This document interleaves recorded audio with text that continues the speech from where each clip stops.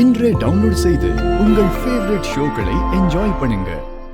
ஒரு நாள் தங்கறதா வந்தவரு 4 நாள் தங்க போறதா சொல்றாரு. 4 நாள் கழிச்சு 1 வருஷம் தங்கணும்னு ஆசைப்பட்டாருன்னா என்ன பண்ணுவீங்க?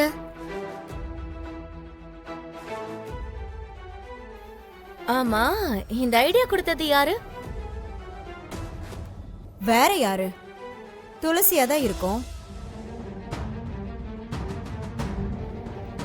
இதுல ஏதோ ஒரு சூழ்ச்சி இருக்கிற மாதிரியே தெரியல. ஒரு வெங்காயம் சூழ்ச்சியும் இல்ல. ஏதோ ஒரு காரணத்துக்காக சொல்லாம விட்டாங்க. ஏன் ஒரு 4 நாள் அவங்க 2 பேரும் புருஷன் பொண்டாட்டியா இருக்கிற மாதிரி நீங்கெல்லாம் நடிச்சா குறைஞ்சா போயிடுவீங்க. இல்ல உங்களுக்கெல்லாம் நடிக்க தான் தெரியாதா? ஏண்டி ஜனனி, ஏதோ மனசு இறங்கி நானே போறேன்னு துளசி சொன்னதுனாலதான் விவாகரத்து வரையும் போயிருக்கு. நான் போக மாட்டேன், இங்கதான் இருப்பேன், சிவா தான் எனக்கு புருஷன்னு துளசி சொன்னா நீ என்ன பண்ணுவ? சொல்லு, என்னடி பண்ணுவ? அது மட்டும் இல்ல, சட்டப்படி பார்த்தா சிவானாக்கு துளசி அண்ணியும் பொண்டாட்டி தான். ஆஹா, அதெல்லாம் இல்ல. இதெல்லாம் பக்கா பிளான். நான் ஒத்துக்கவே மாட்டேன். எல்லாருமா சேர்ந்து என்ன மலேசியாக்கு அனுப்ப பிளான் பண்றீங்களா? ஏய் ஜனனி, என்னத்துக்கு இப்ப பைத்தியம் மாதிரி கத்துற? ஏன் உன்னை மலேசியாவுக்கு அனுப்பணும்னா மொத்த குடும்பம் சேர்ந்து பிளான் பண்ணி அனுப்பணுமா? என்ன சிவா சொல்ற நீ? எந்த பிளானும் பண்ணாம என்ன அனுப்பிடுவீங்களா? எந்த காரணமும் இல்லையா? ஏய் பைத்தியம், கொஞ்சமாவது என்ன சொல்ல வரேன்னு புரியுதா? ஆமா, நான் பைத்தியம் தான். நான் பைத்தியம் தான், பைத்தியம் தான், பைத்தியம் தான். நான் தான் பைத்தியம், அப்படிதானே? கொஞ்சம் சும்மா இருக்கே இல்லையா நீ? சரி, இப்ப என்ன பண்ண போறீங்க? என்ன பிளான்?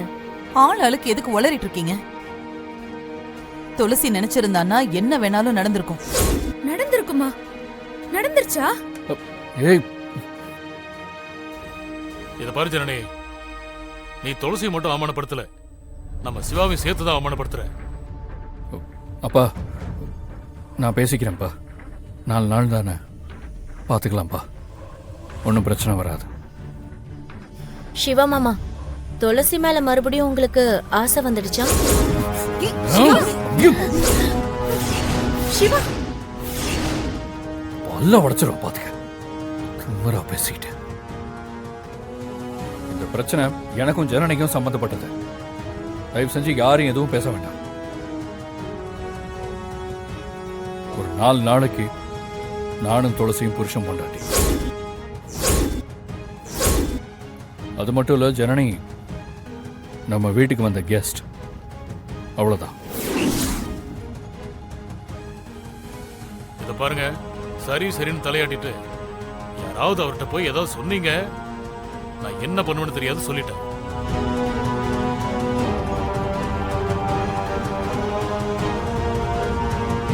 ஜனனி, உனக்காக தான் எல்லாமே நடக்குது. நீ தப்பா மட்டும் யோசிக்காத.